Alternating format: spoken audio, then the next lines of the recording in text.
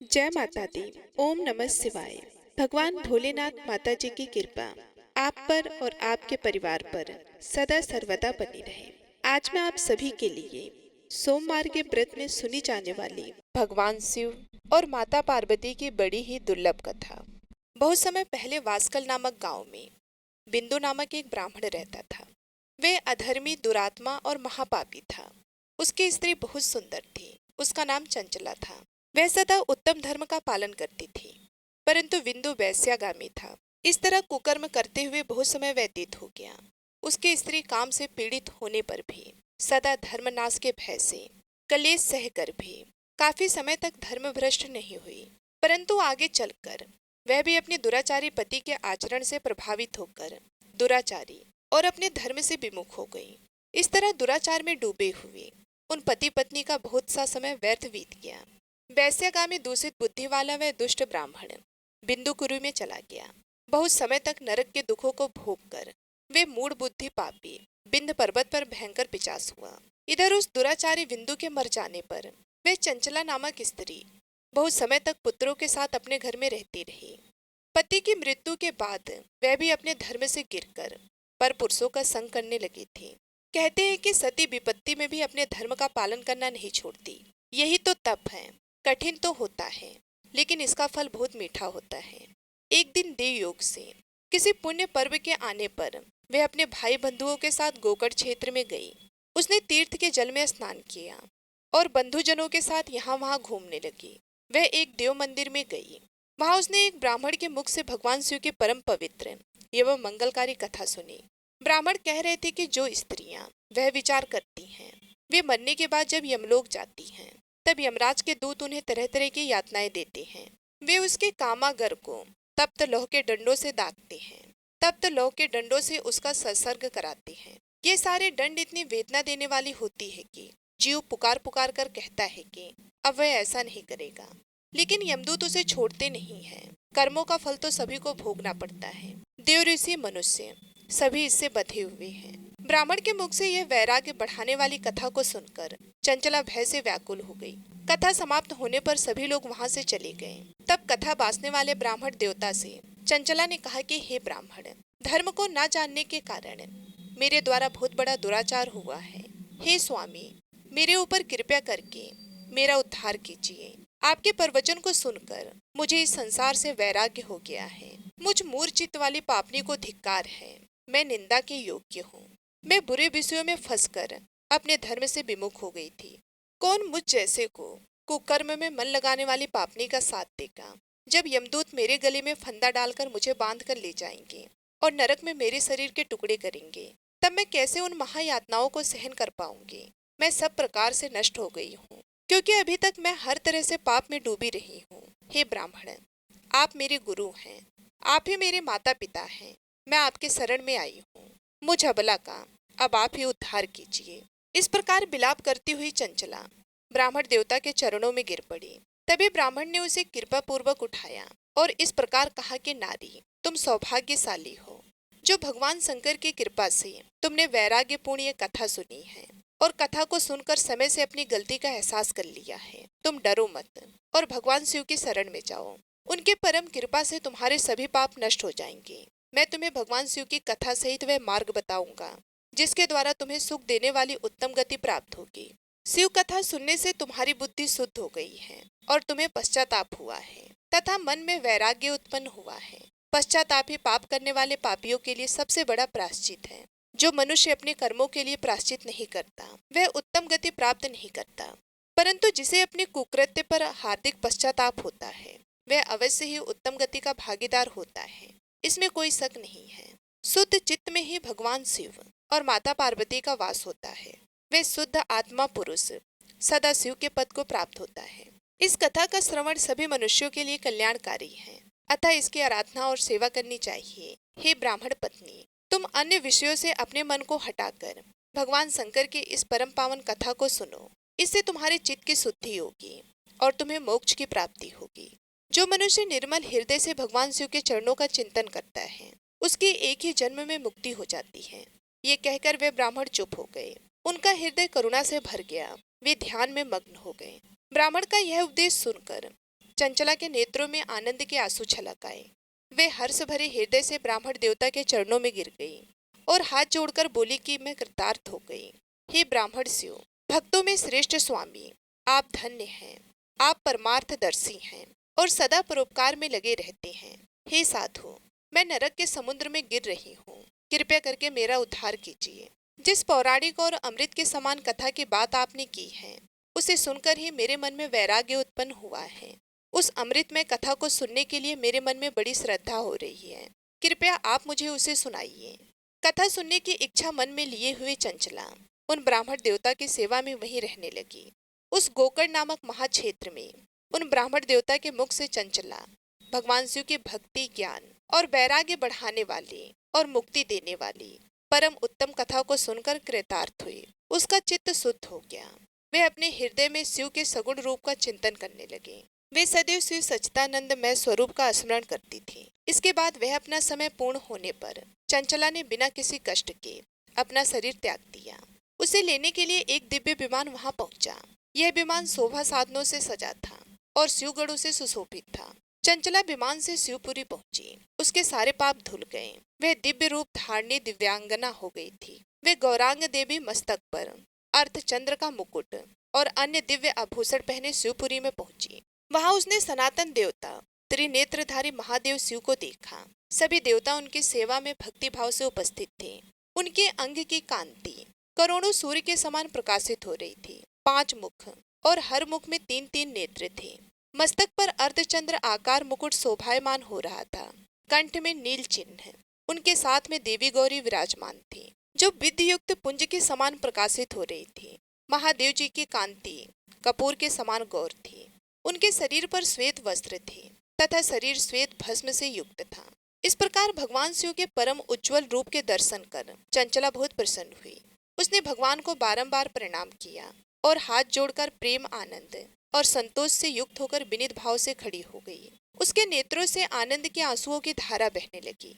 भगवान शंकर और भगवती गौरी उमा ने करुणा के साथ सौम्य दृष्टि से देखकर चंचला को अपने पास बुलाया। उमा ने उसे प्रेम पूर्वक अपनी सखी बना लिया। चंचला सुख पूर्वक भगवान शिव के धाम में उमा देवी के सखी के रूप में निवास करने लगी। एक दिन चंचला आनंद में मग्न उमा देवी के पास गई और दोनों हाथ जोड़कर उनकी इस स्तुति को करने लगी।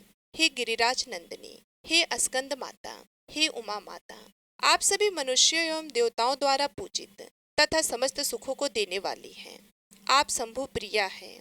आप ही सगुणा और निगुणा हैं। हे सच्चिदानंद स्वरूपा, आप ही प्रकृति की पोशाक है। हे माता, आप ही संसार के सृष्टि, पालन और संहार करने वाली हैं। इस प्रकार सद्गति प्राप्त चंचला देवी की स्तुति कर शांत हो गई। उसकी आंखों में प्रेम के आंसू उमड़ आए।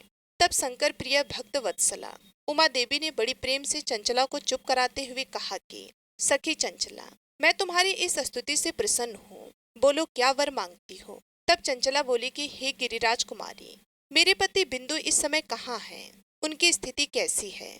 मुझे बताइए और कुछ उपाय कीजिए ताकि हम फिर से मिल सके। हे महादेवी, मेरे पति एक शूद्र जाति वैश्य के प्रति आसक्त थे और पाप में ही डूबे रहते थे। गिरिजा बोली, बेटी, तुम्हारा पति बिंदु पापी था। उसका अंत बड़ा भयानक हुआ। वैश्य का उपभोग करने के कारण वे मूर्ख नरक में अनेक वर्षों तक अनेक प्रकार के दुख भोग कर अब शेष पाप को भोगने के लिए विंध्य पर्वत पर पिशाच की योनि में रह रहा है और वे दुष्ट वहीं वायु पीकर रहता है और सभी प्रकार के कष्ट सहता है। गौरी देवी की यह बात सुनकर चंचला अत्यंत दुखी हो गई। फिर मन को किसी तरह स्थिर करती हुई दुखी हृदय से माँ गौरी से उसने एक बार फिर पूछा कि हे महादेवी, मुझ पर कृपा कीजिए और मेरे पापी पति का अब उद्धार कीजिए। कृपया करके मुझे वह उपाय बताइए जिससे मेरे पति को उत्तम गति प्राप्त हो सके। गौरी देवी ने कहा, यदि ये तुम्हारा पति भगवान शिव की पुण्यमय उत्तम कथा को सुने तो वे इस दुर्गति को पार करके उत्तम गति का भागी हो सकता है। अमृत के समान मधुर गौरी देवी के यह वचन सुनकर चंचला ने दोनों हाथ जोड़कर मस्तक झुकाकर उन्हें बार बार प्रणाम किया और प्रार्थना की कि मेरे पति को भगवान शिव की कथा सुनाने की व्यवस्था कीजिए। ब्राह्मण पत्नी चंचला के बार बार प्रार्थना करने पर शिवप्रिया गौरी देवी ने भगवान शिव की महिमा का गान करने वाले गंधर्वराज तुमरो को बुलाकर कहा कि तुमरो, तुम्हारी भगवान शिव में प्रीति है तुम मेरे मन की सभी बातें जानकर मेरे कार्यों को सिद्ध करते हो, तो मेरी इस सखी के साथ बिंद पर्वत पर जाओ। वहां एक महाघोर और भयंकर पिशाच रहता है। पूर्व जन्म में वह पिशाच बिंदुकुरी हो गया था। वह स्नान, संध्या आदि नित्य कर्म छोड़कर अपवित्र रहने लगा। क्रोध के कारण उसकी बुद्धि भ्रष्ट हो गई थी। दुर्जनों से उसकी मित्रता तथा सज्जनों से द्वेष बढ़ गया था। वे अस्त्र शस्त्र से हिंसा करता, लोगों को सताता और उनके घरों में आग लगा देता था। चंडाल से दोस्ती करता और वे रोज वेश्या के पास जाता था। पत्नी को त्याग कर दुष्ट लोगों से दोस्ती कर उन्हीं के संपर्क में रहता था। वह मृत्यु तक दुराचार में फंसा रहा। मृत्यु के बाद उसे पापियों के भोग स्थान यमपुरी में ले गए। वहां घोर नरकों को सहकर वे इस समय वह बिंद पर्वत पर पिशाच बनकर रह रहा है और अपने पापों का फल भोग रहा है। तुम उसके सामने परम पुण्यमयी, पापों का नाश करने वाली भगवान शिव की दिव्य कथा का प्रवचन करो। इस कथा के सुनने से उसका हृदय सभी पापों से मुक्त होकर शुद्ध हो जाएगा और वे प्रेत योनि से मुक्त हो जाएगा। दुर्गति मुक्त होने पर उस बिंदुकुरी की सराहना करते हुए चंचला को साथ लेकर विमान से पिशाच के निवास स्थान पर बिंद पर्वत पर गया। वहां पहुंचकर उसने विशाल आकृति वाले पिशाच को देखा। उसका शरीर विशाल था, उसकी ठोड़ी बड़ी थी। वे कभी हंसता, कभी रोता, कभी उछलता था। महाबली तुमरों ने बिंदुकुरी के लिए मंडप की रचना की। शीघ्र ही इस बात का पता लोगों को चल गया कि एक पिशाच के उद्धार हेतु देवी पार्वती की आज्ञा से तुमरो भगवान शिव की कथा सुनाने विंध्य पर्वत पर आया है। उस कथा को सुनने के लोभ से बहुत से देव ऋषि वहां पहुंच गए। सभी को आदर पूर्वक स्थान दिया गया। पिशाच बिंदु को पासों में बांधकर आसन पर बिठाया गया और तब तुमरों ने परम भगवान शिव की अमृत कथा का गान शुरू किया, जिससे सभी श्रोता कृतार्थ हो गए। परम पुण्यमय कथा को सुनकर पिशाच सभी पापों से मुक्त हो गया और उसने पिशाच शरीर का त्याग कर दिया। शीघ्र ही उसका रूप दिव्य हो गया। उसका शरीर गौण वर्ण का हो गया। शरीर पर श्वेत वस्त्र एवं पुष्पों के आभूषण आ गए। इस प्रकार दिव्य देहधारी होकर बिंदु अपनी पत्नी चंचला के साथ स्वयं भी भगवान शिव का गुणगान करने लगा। उसे दिव्य रूप में देखकर सभी को बहुत आश्चर्य हुआ। उसका मन परम आनंद से परिपूर्ण हो गया। सभी भगवान महेश्वर के अद्भुत चरित्र को सुनकर कृतार्थ होकर उनका यशोगान करते हुए अपने अपने धाम को चले गए। बिंदु अपनी पत्नी चंचला के साथ विमान में बैठकर शिवपुरी की ओर चल दिया। महेश्वर के गुणों का गान करता हुआ बिंदु अपनी पत्नी चंचला और तुमरों के साथ शीघ्र ही शिव धाम पहुंच गया। भगवान शिव, देवी पार्वती ने उसे अपना पार्षद बना लिया। दोनों पति पत्नी सुखपूर्वक भगवान महेश्वर एवं देवी गौरी के श्री चरणों में अविचल निवास पाकर धन्य हो गए। बोलिए उमा महेश्वर भगवान की जय। अब सुनिए भगवान शंकर की दूसरी कथा। एक नौजवान साहूकार था, जिसके घर किसी प्रकार की कोई कमी नहीं थी, परंतु उसको एक दुख था। उसका कोई पुत्र नहीं था। वे इसी चिंता में दिन और रात रहता था और वे पुत्र की कामना से हर सोमवार को शिव जी का व्रत और पूजन किया करता था। सायकाल को मंदिर में जाकर शिव जी का दीपक जलाता था। उसके भक्ति भाव को देखकर एक समय श्री श्री पार्वती जी ने भगवान शिव जी महाराज जी से कहा कि वे साहूकार आपका अनंत भक्त हैं और सदैव आपका व्रत और पूजन बड़ी श्रद्धा से करता है। इसकी मनोकामना आप पूर्ण कीजिए। तब भगवान शिव ने कहा कि हे पार्वती, यह संसार कर्म क्षेत्र है। जैसा किसान खेत में बीज बोता है, वैसा ही फल काटता है। उसी तरह से इस संसार में जैसा कर्म करते हैं, वैसा ही फल मिलता है। तब माता पार्वती ने अत्यंत आग्रह से कहा कि महाराज, जब यह आपका भक्त है और इसे किसी प्रकार का दुख है, तो उसको आपको अवश्य ही दूर करना चाहिए, क्योंकि आप सदैव अपने भक्तों पर दयालु हैं और उनके दुखों को दूर करते हैं। और यदि आप ऐसा नहीं करेंगे तो मनुष्य आपकी सेवा व्रत क्यों करेंगे। माता पार्वती जी के आग्रह को देखकर भगवान भोलेनाथ कहने लगे कि हे पार्वती, इसके कोई पुत्र नहीं है, इसी चिंता से यह दुखी रहता है। इसके भाग्य में पुत्र न होने पर भी इसके पुत्र की प्राप्ति का मैं वर देता हूँ, परंतु वह पुत्र केवल 12 वर्ष तक जीवित रहेगा। इसके पश्चात वह मृत्यु को प्राप्त हो जाएगा। इससे अधिक मैं और कुछ इसके लिए नहीं कर सकता हूँ। यह सब बातें वह साहूकार सुन रहा था। इससे उसको ना तो कुछ प्रसन्नता हुई और ना ही उसे कुछ कष्ट हुआ। वह पहले जैसे ही भगवान शिव का व्रत और पूजन करता रहा। कुछ समय व्यतीत हो जाने पर साहूकार की स्त्री गर्भवती हुई और उसे 10वें महीने में गर्भ से अति सुंदर पुत्र की प्राप्ति हुई। साहूकार के घर में बहुत खुशियां मनाई गईं, परंतु साहूकार ने उसकी केवल 12 वर्ष की आयु जानकर कोई अधिक प्रसन्नता प्रकट नहीं की। और ना ही किसी को यह भेद बताया। जब वह 11 वर्ष का हो गया तो उस बालक की माता ने उसके पिता से विवाह आदि के लिए कहा, परंतु साहूकार कहने लगा, मैं अभी इसका विवाह नहीं करूंगा और पढ़ने के लिए इसे भेजूंगा। फिर साहूकार ने अपने साले अर्थात उस बालक के मामा को बुलाकर उसको बहुत सा धन देकर कहा, तुम इस बालक को काशी में पढ़ने के लिए ले जाओ और रास्ते में जिस भी स्थान पर जाओ वहां यज्ञ करना और ब्राह्मणों को भोजन कराते जाना। वे दोनों मामा और भांजे सब जगह यज्ञ करते और ब्राह्मणों को भोजन कराते जा रहे थे। रास्ते में उनको एक शहर मिला। उस शहर के राजा की कन्या का विवाह था और दूसरे राजा का लड़का जो विवाह कराने के लिए बारात लेकर आया था वह एक आंख से काना था। उसके पिता को इस बात की बड़ी चिंता थी कि कहीं वर को देखकर कन्या के माता पिता विवाह में किसी प्रकार की अड़चन पैदा ना करते। इस कारण जब उसने अति सुंदर सेठ के लड़के को देखा तो उसने मन में विचार किया कि क्यों न दरवाजे के समय इस लड़के से वर का काम चलाया जाए। ऐसा विचार करके वर के पिता ने उस लड़के और मामा से बात की तो वे दोनों राजी हो गए। फिर उस लड़के को वर के कपड़े पहनाकर और घोड़ी पर चढ़ाकर दरवाजे पर ले गए और बड़ी सुंदरता से सब कार्य संपन्न हो गए। वर के पिता ने सोचा, यदि विवाह कार्य भी इसी लड़के से करा दिया जाए तो इसमें क्या बुराई है। ऐसा विचार करके लड़का और उसके मामा से कहा, यदि आप फेरों और कन्यादान का काम भी करा दे तो आपकी बड़ी कृपा होगी और हम इसके बदले बहुत सा धन देंगे। उन्होंने भी स्वीकार कर लिया और विवाह कार्य भी बहुत कुछ अच्छी तरह से हो गया। परंतु जिस समय लड़का जाने लगा तो उसने राजकुमारी के चुन्नी के पल्ले पर लिख दिया कि तेरा विवाह मेरे साथ हुआ है, परंतु जिस राजकुमार के साथ तुमको भेजेंगे वह एक आंख से काना है। मैं तो काशी जी पढ़ने जा रहा हूँ। उस राजकुमारी ने जब अपनी चुन्नी पर ऐसा लिखा हुआ देखा तो उसने राजकुमार के साथ जाने से मना कर दिया और कहा कि यह मेरा पति नहीं है, मेरा विवाह इसके साथ नहीं हुआ है, वह तो काशी जी पढ़ने गया है। राजकुमारी के माता पिता ने अपनी कन्या को विदा नहीं किया और बारात वापस चली गई। इधर वे सेठ का लड़का और उसका मामा काशी जी पहुंच गए। वहां जाकर उन्होंने यज्ञ करना और लड़के ने पढ़ना शुरू कर दिया। जब लड़के की आयु 12 साल की हो गई तब एक दिन उन्होंने यज्ञ रच रखा था कि लड़के ने अपने मामा से कहा कि आज तो मेरी तबीयत ठीक नहीं है। मामा ने कहा, अंदर जाकर सो जाओ। जब लड़का अंदर जाकर सो गया और थोड़ी देर में उसके प्राण निकल गए। जब उसके मामा ने आकर देखा तो वह तो मुर्दा पड़ा है, तो उनको बहुत दुख हुआ और उन्होंने सोचा कि मैं अभी यदि रोना पीटना मचा दूंगा तो यज्ञ का कार्य अधूरा रह जाएगा। अतः उन्होंने जल्दी से यज्ञ का कार्य समाप्त करके ब्राह्मणों को जाने के बाद रोना पीटना आरंभ कर दिया। संयोगवश उसी समय माता पार्वती और शिव जी उधर से ही जा रहे थे। पार्वती जी कहने लगी कि हे महादेव, कोई दुखियारा रो रहा है, इसके कष्टों को आप ही दूर करो। तब भगवान शिव बोले, इसकी आयु इतनी ही थी, सो ये भोग चुका है। माता पार्वती ने कहा कि महाराज, कृपया करके इस बालक को और आयु दे दो, नहीं तो इसके माता पिता तड़प तड़प कर मर जाएंगे। पार्वती जी के इस प्रकार बार बार आग्रह करने पर भगवान शिव ने उसे जीवित होने का वरदान दे दिया और शिव की कृपा से लड़का जीवित हो गया। शिव जी और माता पार्वती जी कैलाश पर्वत पर चले गए।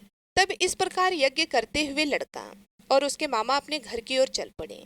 रास्ते में उसी शहर में गए जहाँ उसका विवाह हुआ था और वहीं पर आकर यज्ञ किया तो लड़के के ससुर ने उसे पहचान लिया और अपने महल में ले जाकर बहुत धूमधाम के साथ दास दासियों सहित आदर पूर्वक लड़की और जमाई को विदा किया।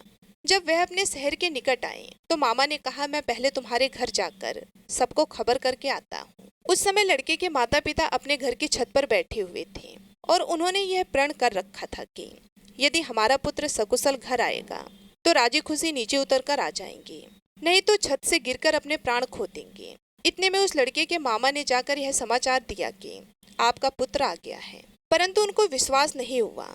तब उसके मामा ने शपथ पूर्वक कहा कि आपका पुत्र अपनी स्त्री के साथ बहुत सारा धन लेकर आया है। तो सेठ ने आनंद के साथ उसका स्वागत किया और बड़ी प्रसन्नता से रहने लगे। इस प्रकार जो भी व्यक्ति सोमवार का व्रत करता है अथवा इस कथा को पढ़ता है या सुनता है, भगवान भोलेनाथ उसके सभी दुखों को दूर करके उसकी समस्त मनोकामनाओं को पूर्ण करते हैं। बड़ी ही श्रद्धा और भक्ति के साथ अब आप सुनिए सोमवार की दूसरी कथा। एक बार की बात है, माता पार्वती शिव जी को पति के रूप में प्राप्त करने के लिए घोर तप कर रही थी। उनके तप को देखकर देवताओं ने शिव जी से देवी की मनोकामनाओं को पूर्ण करने की प्रार्थना की। शिव जी ने पार्वती जी की परीक्षा लेने के लिए सप्त ऋषियों को भेजा। सप्त ऋषियों ने शिव जी के सैकड़ों अवगुण गिनाए पर पार्वती जी को महादेव जी के अलावा किसी और से विवाह मंजूर नहीं था। तब शंकर जी ने स्वयं पार्वती जी की परीक्षा लेने की ठानी। तब भगवान शंकर स्वयं प्रकट हुए और पार्वती जी को वरदान देकर अंतर ध्यान हुए। इतने में पार्वती माता जहाँ पर तप कर रही थी, वहीं पास में तालाब में मगरमच्छ ने एक लड़के को पकड़ लिया। लड़का जान बचाने के लिए चिल्लाने लगा। तब पार्वती जी से उस बच्चे की चीख सुनी नहीं गई। द्रवित होकर वे तालाब पर पहुंची। वहां देखा कि मगरमच्छ लड़के को तालाब के अंदर खींच करके ले जा रहा था। लड़के ने देवी को देखकर कहा कि मेरी माता और पिता और भाई बंधु कोई नहीं है, आप मेरी रक्षा करें। तो पार्वती जी ने कहा कि मगरमच्छ, इस लड़के को छोड़ दो। मगरमच्छ बोला, दिन के छठे पहर में जो मुझे मिलता है मैं उसे अपना आहार समझकर स्वीकार कर लेता हूँ, यह मेरा नियम है। ब्रह्मदेव ने दिन के छठे पहर में इस लड़के को मेरे लिए भेजा है, तो मैं इसे क्यों छोड़ूं? पार्वती जी ने विनती की कि तुम इसे छोड़ दो, बदले में तुम्हें जो चाहिए वह मुझसे कहो। तो मगरमच्छ बोला कि एक शर्त पर मैं इसे छोड़ूंगा। आपने तप करके महादेव जी से जो वरदान लिया है, यदि उस तप का फल मुझे दे दो तो मैं इसे छोड़ दूंगा। पार्वती जी तुरंत तैयार हो गई। उन्होंने कहा, मैं अपने तप का फल तुम्हें देने को तैयार हूँ, लेकिन तुम इस बालक को छोड़ दो। मगरमच्छ ने समझाया, सोच लो देवी, जोश में आकर संकल्प मत करो। हजारों वर्षों तक जैसा तप किया है वैसा देवताओं के लिए भी संभव नहीं है। उसका सारा फल इस बालक के प्राणों के बदले चला जाएगा। पार्वती जी ने कहा कि मेरा निश्चय पक्का है, मैं तुम्हें अपने तप का फल देती हूँ, तुम इसको जीवन दे दो। मगरमच्छ ने पार्वती जी से तप दान करने का संकल्प करवाया। तप का दान होते ही मगरमच्छ का देह तेजी से चमकने लगा और वह बोला कि हे पार्वती, यह देखो, तप के प्रभाव से मैं तेजस्वी बन गया हूँ। तुमने जीवन भर की पूंजी एक बच्चे के लिए व्यर्थ कर दी है। चाहो तो अपनी भूल सुधारने का एक मौका और दे सकता हूँ। तब पार्वती जी ने कहा कि हे ग्रह, तब तो मैं पुनः कर सकती हूँ, किंतु यदि तुम इस लड़के को निगल जाते तो इसका जीवन वापस नहीं मिल सकता था। देखते ही देखते वह लड़का अदृश्य हो गया और मगरमच्छ भी लुप्त हो गया। पार्वती जी ने विचार किया, मैंने तप तो दान कर दिया है, अब पुनः से तप आरंभ करूंगी। पार्वती जी ने फिर से तप करने का संकल्प किया। भगवान सदाशिव फिर से प्रकट होकर बोले कि हे पार्वती, भला आप तप क्यों कर रही हो? तब पार्वती जी ने कहा कि प्रभु, मैंने अपने तप का फल दान कर दिया है। आपको पति रूप में पाने के संकल्प के लिए मैं फिर से वैसा ही घोर तप करके आपको प्रसन्न करूंगी। तो महादेव जी बोले, मगरमच्छ और लड़के दोनों रूपों में मैं ही था। तुम्हारा चित्त प्राणी मात्र में अपने सुख दुख का अनुभव करता है या नहीं, इसकी परीक्षा लेने के लिए मैंने यह लीला रची थी। अनेक रूपों में दिखने वाला मैं एक ही हूँ और अनेक शरीरों से अलग निर्विकार हूँ। तुमने अपना तप मुझे ही दिया है, इसलिए अब और तप करने की कोई आवश्यकता नहीं है। देवी ने महादेव जी को प्रणाम कर प्रसन्न मन से विदा किया। प्रेम से बोलिए भगवान शंकर और माता पार्वती की जय। अब आप सुनिए तीसरी कथा। एक बार नारद जी ने भोलेनाथ जी की स्तुति करके पूछा कि प्रभु, आपको प्रसन्न करने के लिए सबसे उत्तम और सुलभ साधन क्या है? हे त्रिलोकीनाथ, आप तो निर्विकार और निष्काम हैं, आप सहज ही प्रसन्न हो जाती है। फिर भी मेरी जानने की इच्छा है कि आपको क्या प्रिय है। तब भी मेरी जानने की इच्छा है कि आपको क्या प्रिय है। तब शिव जी बोले, नारद जी, वैसे तो मुझे भक्त के भाव सबसे प्रिय हैं, फिर भी आपने पूछा है तो मैं आपको बताता हूँ। मुझे जल के साथ साथ बिल्वपत्र बहुत प्रिय हैं। जो अखंड बिल्वपत्र मुझे श्रद्धा से अर्पित करते हैं, मैं उन्हें अपने लोक में स्थान देता हूँ। नारद जी भगवान शंकर और माता पार्वती की वंदना करके अपने लोक को चले गए। उनके जाने के पश्चात पार्वती जी ने शिव जी से पूछा कि हे प्रभु, मेरी यह जानने की बड़ी तीव्र इच्छा हो रही है कि आपको बेलपत्र इतने क्यों प्रिय हैं। कृपया करके मेरी जिज्ञासा को शांत कीजिए। तब शिव जी बोले कि हे शिवे, बिल्व के पत्ते मेरी जटा के समान हैं। उसका त्रिपत्र यानी 3 पत्ते ऋग्वेद, यजुर्वेद और सामवेद हैं। शाखाएं समस्त शास्त्रों का स्वरूप है। बिल्व वृक्ष को आप पृथ्वी का कल्प वृक्ष समझें, जो ब्रह्मा विष्णु और शिव स्वरूप हैं। हे पार्वती, स्वयं महालक्ष्मी जी ने शैल पर्वत पर बिल्व वृक्ष के रूप में जन्म लिया था। इस कारण भी बेल का वृक्ष मेरे लिए अति प्रिय है। महालक्ष्मी जी ने बिल्व का रूप धरा। यह सुनकर पार्वती जी कौतूहल में पड़ गईं और पार्वती जी कौतूहल से उपजी जिज्ञासा को रोक न पाई और पार्वती जी कौतूहल से उपजी जिज्ञासा को रोक नहीं पाई। उन्होंने पूछा, देवी लक्ष्मी ने आखिर बिल्व वृक्ष का रूप क्यों लिया? आप ये कथा विस्तार से कहें। तब भोलेनाथ ने देवी पार्वती जी को कथा सुनाना आरंभ किया और कहा कि हे देवी, सतयुग में ज्योति रूप में मेरे अंश का रामेश्वर लिंग था। ब्रह्मा आदि देवों ने उसका विधिवत पूजन अर्चन किया था। इसका परिणाम ये हुआ कि मेरे अनुग्रह से वाणी देवी सबको प्रिय हो गई। वे भगवान विष्णु को सत्यंत प्रिय हो गई। मेरे प्रभाव से भगवान केशव के मन में वाग देवी के लिए जितनी प्रीति उत्पन्न हुई, वह स्वयं लक्ष्मी जी को नहीं भाई। लक्ष्मी देवी का श्री हरि के प्रति मन में कुछ दुराव पैदा हो गया। वे चिंतित और रुष्ट होकर चुपचाप परम उत्तम श्री शैल पर्वत पर चली गईं। वहां उन्होंने तप करने का निश्चय किया और उत्तम स्थान का चयन करने लगे। महालक्ष्मी ने उत्तम स्थान का निश्चय कर मेरे लिंग विग्रह की उग्र तपस्या प्रारंभ की। उनकी तपस्या कठोरतम होती जा रही थी। हे परमेश्वरी, कुछ समय के बाद महालक्ष्मी जी ने मेरे लिंग विग्रह से थोड़ी ही देर में एक वृक्ष का रूप धारण कर लिया। अपने पत्तों और पुष्प द्वारा निरंतर मेरा पूजन करने लगे। इस तरह महालक्ष्मी जी ने लाखों वर्षों तक घोर आराधना की। अंततः उन्हें मेरा अनुग्रह प्राप्त हुआ। मैं वहां प्रकट हुआ और देवी से इस घोर तप की आकांक्षा पूछकर वर देने को तैयार हुआ। महालक्ष्मी जी ने मांगा कि श्री हरि के हृदय में मेरे भाव से वाग देवी के लिए जो स्नेह हुआ है वह समाप्त हो जाए। तब शिव जी बोले, मैंने महालक्ष्मी जी को समझाया, श्री हरि के हृदय में आपके अतिरिक्त किसी और के लिए कोई प्रेम नहीं है। वाग देवी के प्रति उनका प्रेम नहीं अपितु श्रद्धा है। यह सुनकर लक्ष्मी जी प्रसन्न हो गई और पुनः श्री विष्णु के हृदय में स्थित होकर निरंतर उनके साथ विहार करने लगी। हे पार्वती, महालक्ष्मी के हृदय का एक बड़ा विकार इस प्रकार दूर हो गया। इस कारण हरिप्रिया उसी वृक्ष रूप में सर्वदा अतिशय भक्ति से भरकर यत्नपूर्वक मेरी पूजा करने लगी। हे पार्वती, इसी कारण बिल्व का वृक्ष, उसके पत्ते, फल फूल आदि मुझे बहुत प्रिय हैं। मैं निर्जन स्थान में बिल्व वृक्ष का आश्रय लेकर रहता हूँ। बिल्व वृक्ष को सदा सर्व तीर्थ में एवं सर्व देवम मानना चाहिए। बिल्व पत्र, बिल्व फूल, बिल्व वृक्ष अथवा बिल्व के चंदन से जो मेरा पूजन करता है वह भक्त मेरा अति प्रिय है। बिल्व वृक्ष को शिव के समान ही समझे, वह मेरा शरीर है।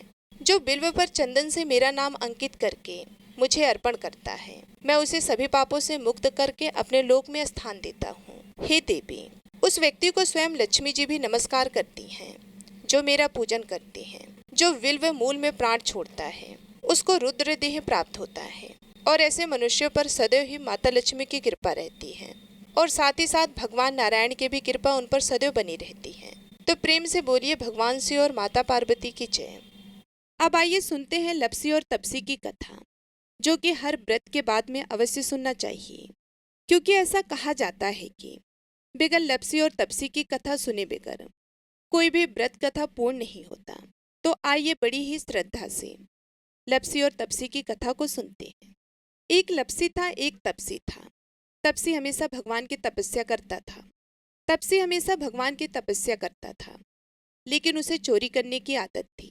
लप्सी हमेशा सवा सेर की लप्सी बनाता और पहले भगवान को भोग लगाता, उसके बाद में स्वयं भोजन करता।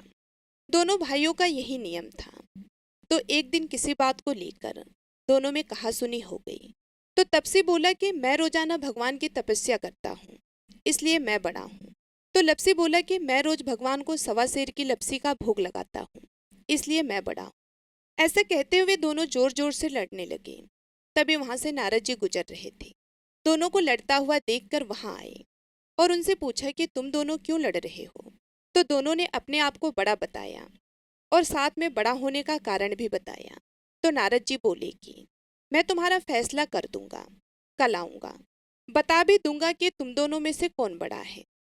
दूसरे दिन लप्सी और तपसी नहाकर अपने रोज की भक्ति करने आए।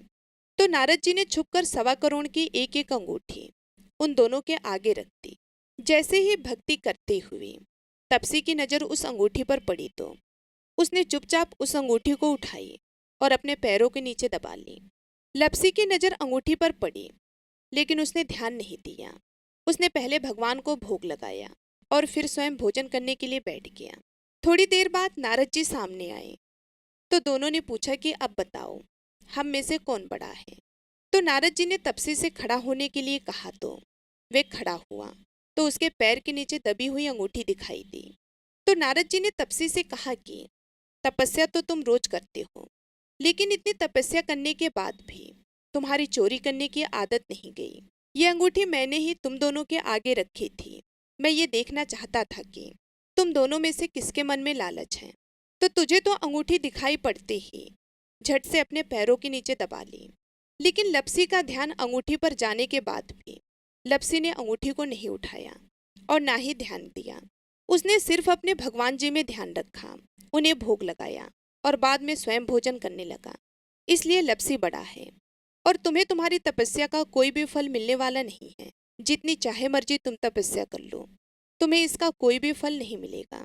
तो तपसी को यह सुनकर बहुत ही दुख हुआ और वे शर्मिंदा होकर नारद जी से माफी मांगने लगा और कहने लगा, आज तक की मेरी गलती माफ करो और मुझे बताओ कि मेरी तपस्या का फल कैसे मिलेगा।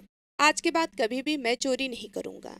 तो नारद जी ने कहा कि यदि कोई गाय और कुत्ते को रोटी नहीं बनाएगा तो उसका फल तुझे मिलेगा। यदि कोई आदमी ब्राह्मण को भोजन करवा कर उसे दक्षिणा नहीं देगा तो उसका फल भी तुझे ही मिलेगा। अगर किसी को सूत वाली साड़ी अगर हम देते हैं, उसके ऊपर अगर भेंट स्वरूप कुछ रुपए नहीं देंगे तो उसका फल भी तुझे ही मिलेगा। अगर कोई व्यक्ति दिए से दिया जलाएगा तो उसका फल भी तुझे ही मिलेगा।